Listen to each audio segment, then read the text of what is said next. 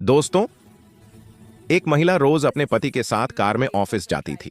लेकिन रास्ते में जब भी ट्रैफिक या रेड सिग्नल पर गाड़ी रुकती, कुछ भिखारी उनकी गाड़ी को घेर लेते।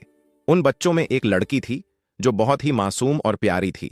कभी वो गुलाब बेचती, कभी छोटी छोटी चॉकलेट, कभी रंग बिरंगे रुमाल। वो भी उनकी गाड़ी के पास आती।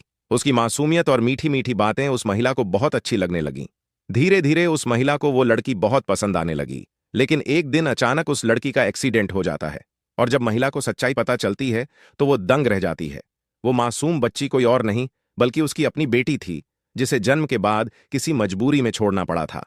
9 साल बाद वही बेटी सड़कों पर इस तरह भटकती हुई सामान बेचने को मजबूर थी। तो दोस्तों, आखिर क्या मजबूरी थी? ऐसा क्या हुआ था कि उसे अपना ही बच्चा छोड़ना पड़ा? और हादसे के बाद जब महिला का पति इस सच्चाई को जानता है तो क्या होता है? आइए इस दिल को छू लेने वाली भावनात्मक कहानी के अगले हिस्से में जानते हैं पूरी सच्चाई। लेकिन वीडियो में आगे बढ़ने से पहले आप सभी से अनुरोध है, वीडियो को लाइक करें और हमारे चैनल को सब्सक्राइब जरूर करें। दोस्तों, ये एक मां और उसकी बेटी की दिल छू लेने वाली कहानी है। ये कहानी है देहरादून शहर की। एक व्यक्ति था जिसका नाम वीरेंद्र था। उसकी राजेंद्र नगर में बड़ी मोबाइल रिपेयरिंग और एक्सेसरीज की दुकान थी। वो प्रेम नगर में अपनी पत्नी आरुषि के साथ रहता था। रोज वो प्रेम नगर से अपनी पत्नी आरुषि के साथ कार में दुकान जाता था। रास्ते में जब भी ट्रैफिक सिग्नल पर गाड़ी रुकती, खासकर क्लॉक टावर चौराहा के रेड सिग्नल पर, बहुत सारे बच्चे गाड़ियों को घेर लेते। कोई पैसे मांगता, कोई कुछ बेचता, कोई शीशे साफ करता। लगभग 8 से 10 बच्चे होते और कुछ बूढ़ी औरतें भी। उनमें एक लड़की थी जिसका नाम नैना था। उम्र करीब 10 या 11 साल। वो गुलाब बेचती थी। एक दिन वो वीरेंद्र और आरुषि की गाड़ी के पास आई। उसने आरुषि को देखकर कहा, आंटी, गुलाब ले लो ना, बहुत ताजे हैं। आरुषि मुस्कुराई और बोली, गुलाब लेकर मैं क्या करूंगी बेटी? नैना बोली, अपने बच्चे को दे देना, वो बहुत खुश हो जाएगा। आरुषि हंसते हुए बोली, जब मेरा बच्चा इस दुनिया में आएगा तब तक तो ये गुलाब मुरझा जाएगा। उस समय वो 6 महीने की गर्भवती थी। नैना बोली, आंटी, नहीं मुरझाएगा। अगर आप इसे प्यार से रखेंगी तो ये कभी नहीं मुरझाएगा। आरुषि को उसकी बात बहुत प्यारी लगी। उसने कहा, तुम बहुत प्यारी बच्ची हो। अच्छा, मुझे 2 गुलाब दे दो। उसने 2 गुलाब लिए और सिग्नल हरा होते ही वो आगे बढ़ गए। कुछ दिनों बाद फिर जब गाड़ी वहां रुकी, नैना फिर आई। लेकिन इस बार वो छोटी छोटी चॉकलेट बेच रही थी। आरुषि ने खिड़की नीचे की और कहा, क्या बात है, आज गुलाब नहीं बेच रही हो? नैना बोली, आंटी, गुलाब मुरझा जाते हैं, नुकसान हो जाता है। आज चॉकलेट ले लो, सिर्फ 50 रुपए में 10 पीस। आरुषि को चॉकलेट की जरूरत नहीं थी, लेकिन फिर भी उसने खरीद ली। धीरे धीरे आरुषि और नैना के बीच एक प्यारा सा रिश्ता बन गया। वो जब भी वहां से गुजरती, कुछ न कुछ उससे खरीदती और चुपके से 100 से 200 रुपए भी दे देती। वो बच्ची की मासूमियत और मीठी बातों से बहुत प्रभावित थी। लेकिन एक दिन जब उनकी गाड़ी रेड सिग्नल पर रुकी, नैना वहां दिखाई नहीं दी। आरुषि उसे ढूंढने लगी, क्योंकि वो चाहती थी कि गाड़ी रुके और वो उससे बात करे। तभी 2-4 बच्चे दौड़ते हुए आए और बोले, मैडम, आप नैना को ढूंढ रही हैं ना? आरुषि बोली, हाँ, नैना कहाँ है? वे बच्चे बोले, नैना का तो एक्सीडेंट हो गया है। ये सुनते ही आरुषि की आंखों में आंसू आ गए। वो घबरा कर बोली, क्या कह रहे हो? कैसे हुआ? कहाँ हादसा हुआ? बच्चों ने बताया कि वो जब घर से यहां आ रही थी, तब एक तेज बाइक ने उसे टक्कर मार दी और भाग गई। नैना सहस्त्रधारा रोड की झुग्गियों में रहती थी। आरुषि ने पूछा, उसकी हालत कैसी है? बच्चों ने कहा, पता नहीं, लेकिन डॉक्टर कह रहे हैं कि बचने की उम्मीद बहुत कम है। उसका सिर फट गया है। ये सुनते ही आरुषि बोली, क्या तुम लोग मुझे उसके घर ले जा सकते हो? वे बोले, हाँ आंटी, वो तो हमारे घर के पास ही रहती है। आरुषि ने वीरेंद्र से कहा, वीरेंद्र, मुझे यहां उतार दो, मेरा मन नहीं मान रहा, मैं उसे देखने जाऊंगी। वीरेंद्र बोला, ठीक है, तुम जाओ, मुझे दुकान खोलनी है, जो भी हो मुझे फोन करना। इसके बाद वीरेंद्र ने उसे वहां उतार दिया।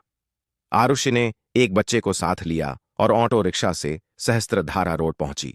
वहां पहुंचने पर उसने देखा कि एक बूढ़ी अम्मा बाहर बैठी रो रही है। उसे देखकर आरुषि हैरान रह गई, क्योंकि वो अम्मा उसे अच्छी तरह जानती थी। बूढ़ी अम्मा ने भी आरुषि को पहचान लिया और उसे देखते ही फूट फूट कर रोने लगी। अम्मा बोली, मैं तेरी बेटी को बचा नहीं पाई रे। ये सुनकर आरुषि चौंक गई और बोली, क्या वो मेरी बेटी? नैना थी? अम्मा ने जवाब दिया। हाँ बिटिया, वो तेरी ही बेटी थी। ये सुनते ही आरुषि ने छाती पीट पीट कर रोना शुरू कर दिया। वो कहने लगी, 9 साल बाद मेरी बेटी मुझसे मिली और इस हालत में मैं उसे पहचान भी ना सकी। मैं कितनी अभागन हूं। उसने पूछा, वो कहाँ है? उसकी हालत कैसी है? मैं उसे देखना चाहती हूं। पास की महिलाएं पूछने लगीं, ये औरत कौन है? तब नैना की दादी बोली, अरे यही तो उसकी मां है। ये सुनकर सभी हैरान रह गए। तो दोस्तों, इस कहानी की सच्चाई जानने के लिए हमें थोड़ा पीछे जाना होगा। ये 2017-18 की बात है। आरुषि मूल रूप से हरिद्वार की रहने वाली थी। जब वो 18 साल की थी, तब वो एक लड़के रोहित से प्यार करने लगी। दोनों शादी करना चाहते थे, लेकिन आरुषि का परिवार इस रिश्ते के खिलाफ था। फिर भी आरुषि ने रोहित से शादी कर ली और उसके साथ रहने लगी। 1 साल बाद उनके यहां एक बेटी हुई, जिसका नाम रोहित के नाम पर नैना रखा। लेकिन शादी के 1.5 साल बाद आरुषि को पता चला कि रोहित से शादी करना उसकी बहुत बड़ी गलती थी। रोहित गलत संगत में था, गुंडागर्दी करता था। एक दिन उसके दुश्मनों ने रोहित की हत्या कर दी। आरुषि अकेली रह गई 8 महीने की बेटी के साथ। फिर उसके माता पिता आए और उसे समझाने लगे। कहा, बेटी, जो हुआ उसे भूल जा। तू अभी जवान है, हम तेरी दूसरी शादी कर देंगे, लेकिन शर्त यह है, इस बच्ची को भूलना होगा। आरुषि ने कहा, मैं अपनी बेटी को नहीं छोड़ सकती। लेकिन माता पिता बोले, अगर ये बच्ची रहेगी तो कौन तुझसे शादी करेगा? रोहित के माता पिता ने कहा, तू शादी कर ले, हम इस बच्ची को पाल लेंगे, ये हमारा खून है। आरुषि ने बहुत सोच विचार के बाद नैना को छोड़कर अपने माता पिता के साथ चली गई। जाते समय वो इतनी बुरी तरह रोई कि आसपास के लोग भी रो पड़े। फिर उसके माता पिता ने उसके लिए वीरेंद्र नाम का एक अच्छा लड़का चुना। वीरेंद्र से शादी हो गई, लेकिन वीरेंद्र के परिवार से आरुषि का अतीत छुपाया गया। उन्हें बताया गया कि आरुषि अविवाहित है। वीरेंद्र देहरादून में रहता था। उसका परिवार पढ़ा लिखा था। शादी के बाद वो प्रेम नगर के एक फ्लैट में रहने लगे। वीरेंद्र की राजेंद्र नगर में मोबाइल की बड़ी दुकान थी। आरुषि भी उसके साथ दुकान चलाने लगी। उनकी आमदनी अच्छी थी, लेकिन जब आरुषि की जिंदगी अच्छे से चल रही थी, तब उसके बेटी नैना की जिंदगी में तूफान आ गया। नैना के दादाजी का देहांत हो गया। फिर परिवार वालों ने कहना शुरू कर दिया, इस बच्ची को इसकी मां छोड़कर चली गई, अब तुम क्यों इसे रख रही हो? अनाथ आश्रम भेज दो। लेकिन दादी ने साफ इनकार कर दिया। बोली, नहीं, ये मेरा रोहित है, मैं इसे कभी नहीं छोड़ूंगी। फिर एक दिन रोहित की बहन नैना की बुआ आई और बोली, मां, अगर इतना झंझट है तो बच्ची को मुझे दे दो, मैं देहरादून ले जाऊंगी। दादी भी साथ चली आईं। बुआ सहस्त्रधारा रोड की झुग्गियों में रहती थी, वहां मजदूरी करती थी। धीरे धीरे समय बीतता गया। जब नैना 8 साल की हुई, उसने देखा कि कुछ बच्चे रोज पैसे कमाकर लाते हैं। उसने पूछा, तुम पैसे कहां से लाते हो?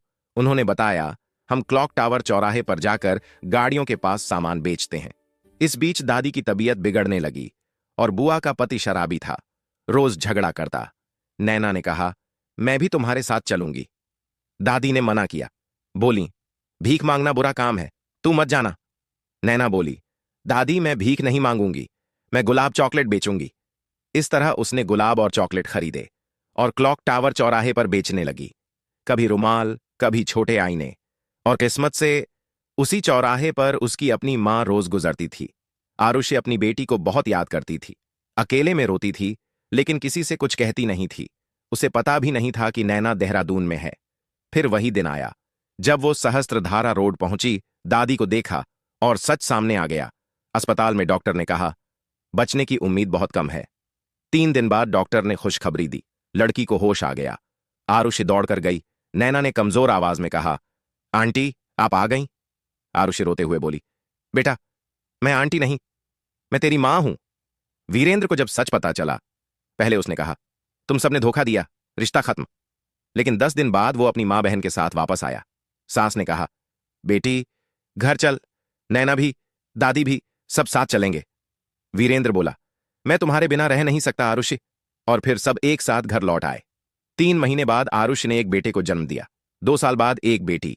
आज नैना, उसका छोटा भाई और छोटी बहन, सब बहुत खुश हैं। दोस्तों, किसी भी बच्चे को उसकी मां से अलग नहीं करना चाहिए। आज की ये कहानी यहीं समाप्त होती है। अगर कहानी अच्छी लगी हो तो लाइक करें, शेयर करें और चैनल को सब्सक्राइब करें। धन्यवाद। ये कहानी पूरी तरह काल्पनिक है। किसी भी वास्तविक व्यक्ति या घटना से कोई संबंध नहीं, केवल मनोरंजन और भावनात्मक